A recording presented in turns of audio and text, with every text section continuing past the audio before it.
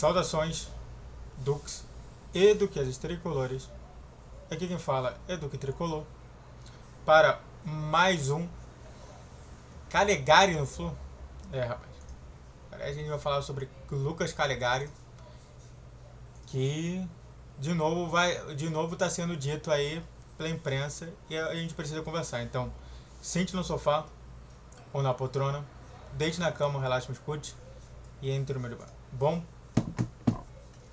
pra quem não sabe, né, o Calegari, jogador aqui, ele tem 21 anos de idade e o contrato dele com o Flu vai até 2025, ou seja, ele tecnicamente está emprestado. E aí, só para você ter uma noção, a atleta teve lesão grave no joelho e ainda está em recuperação, mas está fora totalmente dos planos do Los Angeles Galaxy. Isso é interessante falar sobre isso porque é um jogador jovem, mas é um jogador que teve essa lesão e é um jogador que está se dedicando bastante para voltar para o Fluminense. Ele foi considerado por muitos o melhor lateral nos Estados Unidos, que você parece achar, mas é os Estados Unidos, mas é os Estados Unidos que hoje é uma das potências mundiais de futebol. É difícil lá. Existem grandes jogadores, não somente norte-americanos, não somente estadunidenses, mas também que também são contratados para lá. O próprio Messi foi contratado lá, vários outros jogadores gigantes já foram contratados lá. E de fato, ele se tornar um dos melhores laterais é interessante para ver que ele melhorou, que ele está se dedicando, que ele está trabalhando, que ele está realmente querendo mais bola. E realmente a torcida é bem dividida a ele, né? Eu sempre falo aquela trindade, né? Torcida, gestão e jogador. E aí a torcida realmente está bem dividida com ele, né? É muito mais negativo do que positivo. Muita gente ainda entende que o que o Fernando Diniz fez foi errado com o moleque, mas novamente eu vou ressuscitar isso daí só para a gente ter uma situação. Mas claro que eu vou falar somente na gestão. Mas é interessante ver que a torcida é bem dividida. Depois do vídeo que mostra ele chorando depois do título do Fluminense, a torcida meio que se colocou em prol dele, a volta dele, mas mesmo assim pensando somente criticamente, tendo uma análise crítica de que ele prejudicou o Fluminense naquele Fluminense Botafogo e realmente deu até briga com o Fernando Diniz. Isso é muito interessante pra gente considerar aqui. Antes de a gente falar mais sobre esse tema, se inscreva no canal, faça o triplo Z que curte, comente e compartilhe. Redes sociais na descrição desse vídeo. Vídeo às 10, 12 e 20 horas. Pix na tela. E vamos continuar falando mais. A gestão tem problemas com o jogador. Sim, tem problemas. Tanto que realmente se desfez na primeira situação, né, do primeiro empréstimo pedido. Se desfez do jogador sem pensar duas vezes. Que era um jogador que era até um jogador promissor no futebol brasileiro. Mas a gestão realmente teve ali. E o Diniz também teve problemas com ele. Vale destacar que o grande problema do Fernando Diniz e dessa reclamação que ele não aguentou foi justamente a questão hierárquica. Ele tem uma hierarquia. O Diniz, ele quer uma hierarquia. E ele quer que, se for quebrar a hierarquia, que se peça para o Fernando Diniz. E o Fernando Diniz não quis quebrar a hierarquia para colocar o Calegari batendo aquele pênalti.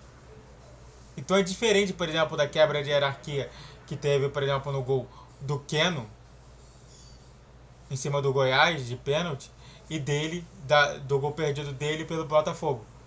Foi solicitado: Diniz, eu posso fazer ele bater o pênalti? E aí o Diniz falou assim: tudo bem, pode bater.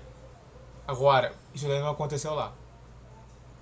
Mas é claro também que o Diniz, eu acho que vai repensar muito, vai querer colocar ele, porque a gente vai perder bastante jogador, dentre eles o próprio André, então seria interessante até colocar ele como primeiro volante, que é interessante, que ele já jogou bastante e até foi um dos melhores em campo em diversos momentos.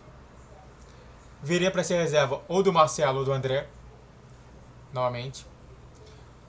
Acredito que, por exemplo, se o Marcelo parar, eu acho que ele viria muito mais para ser a reserva do Marcelo, nesse caso do Diogo Barbosa, se o Marcelo realmente for parar de jogar futebol. De fato, ainda está muito aberta a questão do futuro do Marcelo no Fluminense, mas é interessante a gente ver que ele tem essas duas opções, de um jogador que está saindo, que é o André, e um jogador que pode não continuar até o ano que vem, que é o Marcelo. Então é interessante ter um jogador desse tipo, pelo menos no elenco, para compor o elenco. E até mesmo ajudar, porque ele melhorou bastante. Eu vi algumas situações dele no futebol da MLS, ele melhorou bastante a situação. E aí, claro, né, só para fechar aqui, valeria a pena realmente manter o jogador?